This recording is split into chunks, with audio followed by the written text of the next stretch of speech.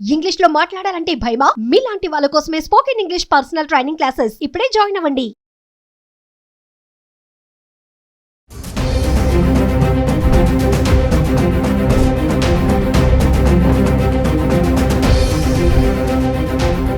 నమస్తే, welcome back to Suman TV. ప్రస్తుతం మనతో పాటు ఉన్నారు consumers affairs committee chairman మందరి Krishna Reddy గారు. నమస్తే సార్. నమస్తే అమ్మా. సార్, బంగారం ధరలు మరి తగ్గిపోతున్నాయి.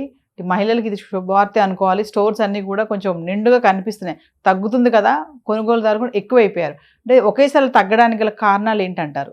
ఈ మధ్య మనకు ఇరాన్ యుద్ధం ఏదైతే వచ్చిందో, ఇజ్రాయెల్ ఇరాన్ మధ్య జరిగిన యుద్ధం, అమెరికా కూడా దాంట్లో పాల్గొనడం వల్ల ఇరాను నుంచి వచ్చేటువంటి క్రూడ్ ఆయిల్ మొత్తం కంప్లీట్గా తగ్గిపోయింది. ఎప్పుడైతే క్రూడ్ ఆయిల్ తగ్గిపోయిందో అప్పుడు ప్రపంచమంతా కూడా ఒక్కసారిగా క్రూడ్ రేటు పెరిగిపోయింది. క్రూడ్ ఆయిల్ రేట్లు పెరిగిపోయాయి. క్రూడ్ ఆయిల్ రేట్లు పెరిగేసరికల్లా మొత్తం ఆయా దేశాల లోపల అన్ని వస్తువులకి రేట్లు పెరిగే అవకాశాలు ఉంటాయి. ట్రాన్స్పోర్ట్ లేకుండా ఏది ఒక దగ్గర నుంచి ఇంకో దగ్గరికి వెళ్ళదు కాబట్టి ఆ ట్రాన్స్పోర్ట్ ప్రభావం పడటం వల్ల మిగతా చాలా వీటి నుంచి వచ్చేటువంటి బయో ఉత్పత్తులు చాలా వస్తాయి. ప్రతిదానికి ఇంధనం ముఖ్యం కాబట్టి, ఇది మూల ధాతువు అయిన విషయం కాబట్టి తప్పనిసరిగా దీని ప్రభావం దేశం మొత్తం మీద పడుతుంది.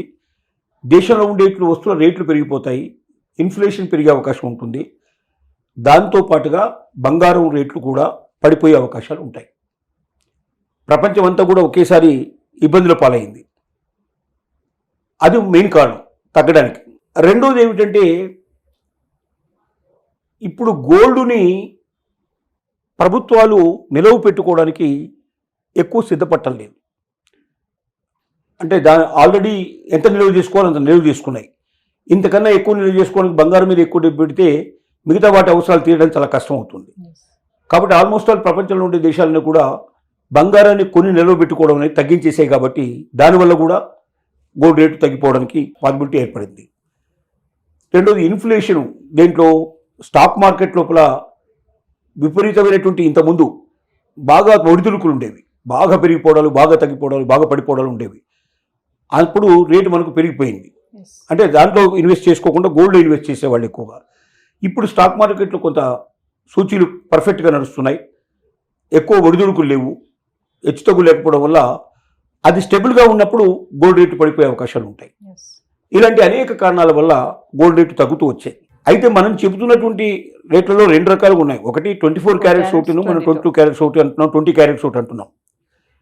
24 క్యారెట్స్ అంటే స్వచ్ఛమైన బంగారం అని అర్థం. అంటే ఆర్నమెంట్స్ చేయకుండా బిస్కెట్ల రూపంలో కానీ, కడ్డీల రూపంలో కానీ, తీగల రూపంలో కానీ ఇట్లా ఉండేటుందని మనం స్వచ్ఛమైన బంగారం అది. అంటే దాంట్లో ఏ రకమైన రాగి కానీ ఇంకా ఏది కలవద్దు. దాంట్లో ఆర్నమెంట్ చేసేటప్పుడు తప్పనిసరిగా దాంట్లో కొంత రాగి కలుపుతారు. 6% 8% వరకు కూడా కలుస్తుంది దాంట్లో. అంతకన్నా ఎక్కువ కలిసే అవకాశాలు కూడా ఉంటాయి ఒక్కోసారి.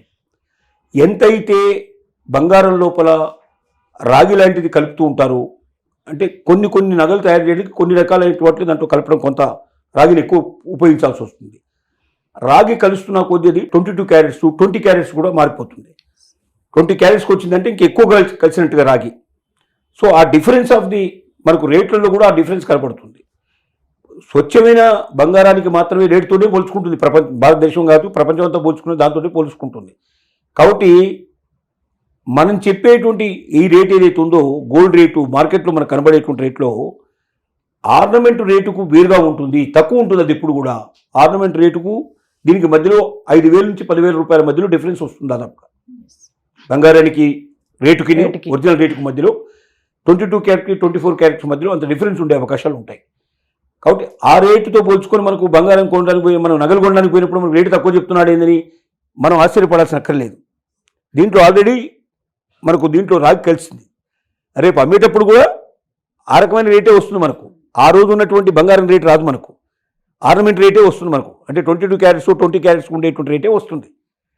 ఇంకొకటి, హాల్ మార్క్ ఉండేటువంటి నగలు మాత్రమే మహిళలు కొనాలి. హాల్ మార్కు కంపల్సరీ, అంటే ఇది మ్యాండేటరీ అంటారు. మ్యాండేటరీ అంటే ప్రభుత్వం యొక్క నిర్ణయం ఏమిటంటే, బంగారు నగలు ఏవైనా సరే మార్కెట్లో అమ్మబడుతున్నటువంటివన్నీ కూడా తప్పనిసరిగా వాటికి హాల్ మార్కు వేయించి ఉండాలి. హాల్ మార్కు లేకుండా ఏ షాపులో కూడా ఏ నగ కూడా దొరకడానికి వీల్లేదు. ఈ హాల్ మార్కు ఉన్నప్పుడు మాత్రమే ఆ నగలు మాత్రమే మనం కొనాలి. అంటే హాల్మార్క్ ప్రభుత్వం తప్పనిసరిగా వెయ్యమని చట్టం తీసుకొచ్చింది. ఈ చట్ట ప్రకారంగా బంగారు నగలు ఎవరైనా హాల్మార్క్ లేకుండా అమ్ముతున్నట్టయితే వాళ్ళని పట్టించినట్టయితే వాళ్ళని జైల్లో పెట్టే అవకాశం ఉంది. సో హాల్మార్క్ మన దగ్గర ఉన్నట్టయితే రేపు పొద్దున మనం దాన్ని తీసుకెళ్ళి ప్యూరిటీ కూడా దాంట్లో తెలియజేయబడుతుంది. హాల్మార్క్లో డీటెయిల్స్ అన్నీ ఉంటాయి దాంట్లో. ఆ నగ ఏ ప్యూరిటీ కలిసింది, ఎంత దాంట్లో 22 క్యారెట్, అది 20 క్యారెట్సా ఏమిటనేది మొత్తం డీటెయిల్స్ అన్నీ ఉంటాయి దాంట్లో. ప్రతిదీ డీటెయిల్గా రాయబడి ఉంటుంది దాని మీద. అంటే ఆ నెంబరు కొట్టంగానే మనకు ఆటోమేటిక్గా దాని వివరాలన్నీ తెలుస్తాయి. మనకు ఆ ప్యూరిటీ వివరంతో తెలుస్తుంది. అంతకన్నా ఒకవేళ తక్కువ ఉందనుకోండి, అంటే హాల్మార్క్ చేయించిన తర్వాత ఎక్కడైనా తీసుకెళ్ళి ఏ వ్యాపారస్తులు నగల వ్యాపారస్తులు చూపించో లేకపోతే కౌశాల వాడికి చూపించి మనం ఇంకేదో నగ చేయమన్నప్పుడు ఇంత లేదండి ఇది ఇంకా బాగా తేడా ఉందండి అని అన్నాడు అనుకోండి, అప్పుడు ఎవరైతే అమ్మారో వాళ్ళు దానికి బాధ్యులు అవుతారు. వాళ్ళ దగ్గర నుంచి మనం తీసుకోవచ్చు. వాళ్ళు ఇవ్వనంటే వెంటనే వాళ్ళ మీద కేసు పెట్టేసి వాళ్ళని జైలుకు పంపించడానికి అవకాశం ఉంది. రెండోది వాళ్ళ దగ్గర నుంచి మనం డబ్బు కలెక్ట్ చేసుకునే అవకాశం మనకు ఉంది. కాబట్టి స్వచ్ఛమైన నగలు మీకు కావాలంటే, స్వచ్ఛమైన బంగారం మీకు కావాలంటే కంపల్సరీగా హాల్మార్క్ ఉండేది తీసుకోవాలి. హాల్మార్క్ లేకుండా అమ్మడం అనేది ద్రోహం. అంటే కొంతమంది బయట అమ్ముతుంటారు, వాళ్ళు షాపుల్లో పెట్టి అమ్మకుండా బయట అమ్ముతుంటారు. కౌశాలి వాళ్ళు మనకు నగలు తయారు చేసి వస్తారు. వాళ్ళు హాల్మార్క్ చేసి వాళ్ళ కండిషన్ ఏం లేదు. మన ఇష్టపడి మనం ఇస్తున్నాం, మన ఇష్టపడి మనం తీసుకుంటున్నాం. అది తప్ప నగలు అమ్మేటువంటి ఏ షాపులోంచైనా మనం కొన్నప్పుడు మాత్రం తప్పనిసరిగా హాల్మార్క్ డిమాండ్ చేయాలి. హాల్మార్క్ లేకపోతే వెంటనే కంప్లైంట్ చేయాలి. ఇది మనం మర్చిపోవద్దు. సో మనం ఒక వీడియోలో మాట్లాడుకున్నాం వచ్చే 2 నెలల్లో బంగారం భారీగా తగ్గుతుందని.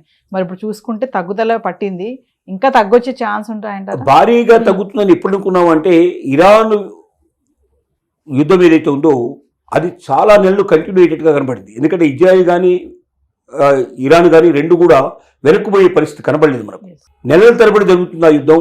కాబట్టి అది 2 నెలల తరబడి జరిగినట్టయితే తప్పనిసరిగా డ్రాస్టిక్ చేంజ్ కనబడుతున్నది. మొత్తం టోటల్గా ప్రపంచం అంతా ఎక్స్పెక్ట్ చేసింది. కానీ అనుకోకుండా అమెరికా దాంట్లో జోక్యం చేసుకోవడం, అమెరికా జోక్యం వల్ల వాళ్ళిద్దరి మధ్య ఇప్పుడు వాళ్ళు పాటిస్తున్నారు, కాల్పుల విరమణ పాటిస్తున్నారు. ఆల్రెడీ పాటించడం మొదలైంది. అంటే ఇప్పుడు యుద్ధం జరగడం లేదు. పూర్తిగా యుద్ధం ఆగిపోయినా ఆశ్చర్యపడాల్సిన అవసరం లేదు. ఒకవేళ అలా ఆగిపోతే మాత్రం మళ్ళీ బంగారం కొంత పెరగడానికి పాసిబిలిటీస్ ఏర్పడవచ్చు. ఎందుకంటే ఇరాన్ చేతిలో అక్కడ ఏదైతే ముందో పూర్తిగా జలమార్గాలు ఏవైతే ఉన్నాయో ఆ జలమార్గాల్ని వాళ్ళు ఆపేయడానికి ప్రయత్నం చేశారు.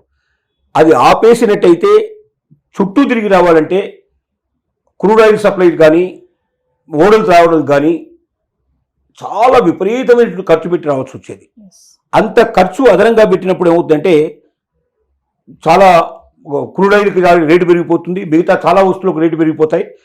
1/3 ఆఫ్ ది ప్రపంచాన్ని మొత్తం మీద సప్లై చేసేటువంటి 1/3 వంతు మొత్తం ఓడలు ఎక్కడి నుంచి వస్తాయి, షిప్లు ఎక్కడి నుంచి వస్తాయి మనకు.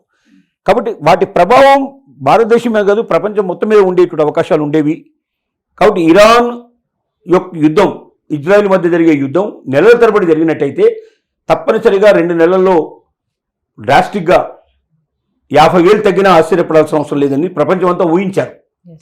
కానీ అనుకోకుండా ఇప్పుడు మంచి జరిగి ఇరాన్కి ఇజ్రాయెల్కి మధ్య యుద్ధం జరగకుండా అమెరికా వాళ్ళు ముందుకొచ్చి ఇద్దరి మధ్య సంధి చేకూర్చి కాల్పుల విరమణ పాటించారు. కాబట్టి అంత డ్రాస్టిక్గా తేడా ఉండకపోవచ్చు, కొద్దిగా తగ్గుతూ పోవచ్చు. 10 రోజుల నుంచి మొత్తం వరుసగా తగ్గుతూనే ఉంది కానీ పెరగలేదు ఇప్పటిదాకా. వెండి కూడా తగ్గుతోంది, బంగారంతో పాటు కూడా వెండి కూడా తగ్గుతోంది. కాబట్టి అంత అనుకున్నంత డ్రాస్టిక్గా తేడా రాకపోవచ్చు కానీ డెఫినెట్గా కొంత తగ్గే అవకాశాలు మాత్రం కనబడుతున్నాయి. Thank you.